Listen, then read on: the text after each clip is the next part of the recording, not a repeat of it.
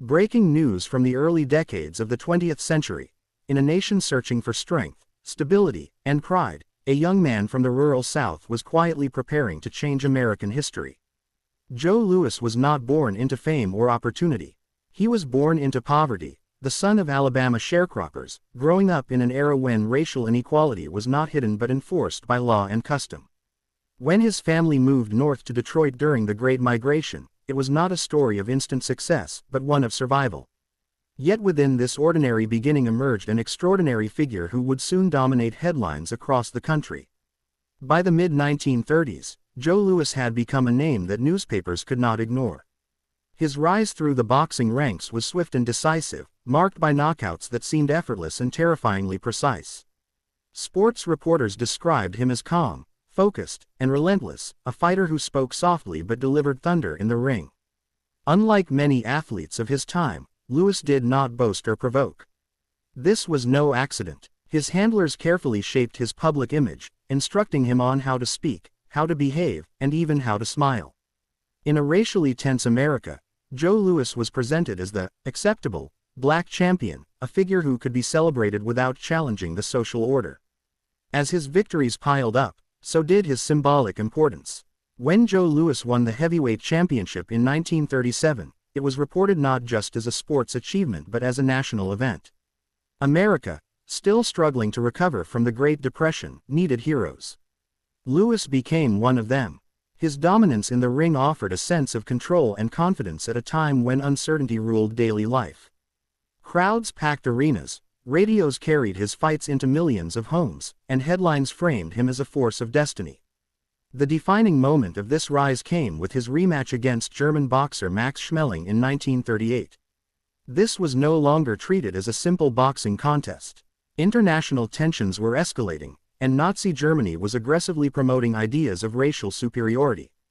When Schmeling had previously defeated Louis, German propaganda seized the moment. The rematch, therefore, was framed by the American press as a symbolic battle between democracy and fascism, between American ideals and Nazi ideology. President Franklin D. Roosevelt himself reportedly encouraged Louis, telling him the country was counting on him. On the night of the fight, the nation listened in collective anticipation. When Joe Louis knocked out Schmeling in the first round, the reaction was immediate and explosive. News bulletins declared it a victory for America itself. Streets erupted in celebration, black communities rejoiced with a sense of pride rarely permitted in public space, and white Americans embraced Louis as a national champion. For a brief moment, racial barriers seemed to soften under the weight of shared triumph. Yet even in this moment of unity, there was an unspoken contradiction. Joe Louis was praised as an American hero, but he still lived under the constraints imposed on black Americans. He could unify the nation in victory, but he could not escape segregation in hotels, restaurants, or daily life. The press celebrated his humility and discipline, often contrasting him with earlier black champions who had been labeled as troublesome. Louis understood the cost of acceptance. He carried himself carefully, knowing that one misstep could cost him public support. As the headlines continued to praise his strength and character, Joe Louis became more than an athlete. He was used as evidence that America was fair, just, and unified, even as millions of citizens knew otherwise. His image was deployed to inspire confidence at home and project strength abroad. But behind the glowing articles and patriotic language, the foundation of his heroism was fragile. The same system that lifted Joe Louis onto a pedestal was already setting the limits of how far that hero could truly go. This is where the story of Joe Louis truly begins, not just as a champion, but as a symbol shaped by national need. His rise was real, his talent undeniable, but the expectations placed upon him were heavy and unforgiving. America celebrated him as its hero, but even at the height of his fame, the warning signs were there. The spotlight was bright, the applause was loud, and the nation was watching, but few were asking what would happen when the cheers faded. As global tensions intensified in the late 1930s and early 1940s, news updates across America increasingly linked Joe Louis not just to sports, but to national duty. When the United States entered World War II, the heavyweight champion was no longer seen only as a fighter in the ring, but as a powerful symbol of patriotism. In a move widely praised by the press, Joe Louis enlisted in the U.S. Army in 1942. Headlines celebrated his decision as proof of loyalty and sacrifice, reinforcing the image of a hero willing to serve his country in its darkest hour. Joe Louis did not go to war as an ordinary soldier. Instead, he was used as a morale booster, traveling across military bases, participating in exhibition matches, and speaking to troops preparing for combat.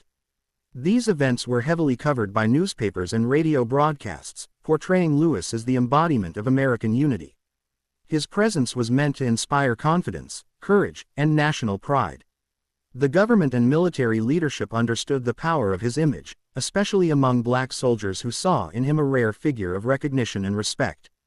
However, behind the patriotic headlines, the reality was far more complicated. Despite wearing the uniform of the United States Army, Joe Louis still faced segregation and racial discrimination.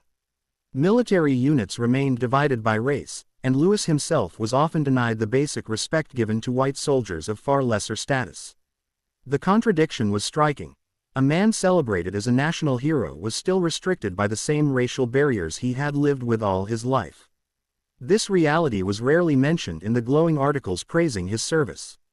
Financially, Joe Louis was making decisions that would later prove devastating. During the war, he participated in exhibition fights intended to raise money for military charities and relief funds. These bouts generated enormous sums, and Louis publicly donated his earnings, reinforcing his image as a selfless patriot. What was not clearly explained to him, or perhaps deliberately overlooked, was how these earnings would be treated under U.S. tax law. Louis believed that because the money was donated, it would not be taxed. This misunderstanding, combined with poor financial advice, planted the seeds of future disaster. At the same time, Joe Louis was surrounded by managers, promoters, and advisors who benefited greatly from his success.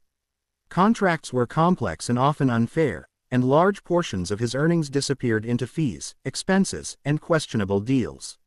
Like many athletes of his era, Louis had little control over his finances and limited understanding of the system managing his wealth. While he trusted those around him, few were truly looking out for his long-term interests. As the war progressed, America continued to profit from Joe Louis's image. He appeared in promotional materials, recruitment campaigns, and news stories designed to project strength and unity.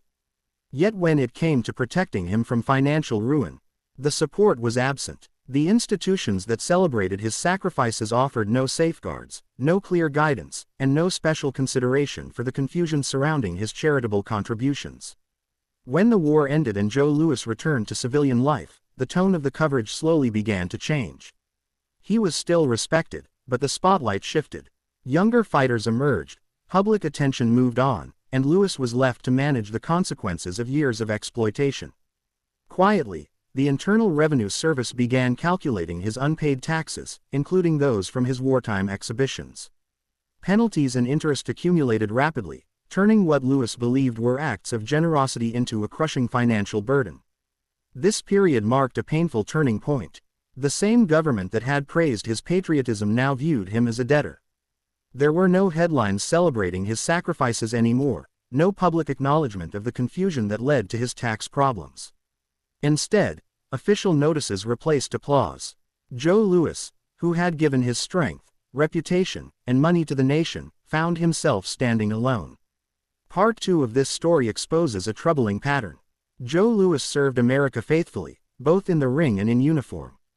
He sacrificed his body, his earnings, and his public life for a country that proudly used his image when it was convenient. But when the war ended and the bills came due, the hero was quietly set aside. The betrayal was not loud or dramatic. It was slow, bureaucratic, and devastating, unfolding far from the cheering crowds that once celebrated his name. By the late 1940s, news surrounding Joe Louis began to shift from triumph to trouble, marking a painful final chapter in the life of a man once celebrated as America's greatest hero.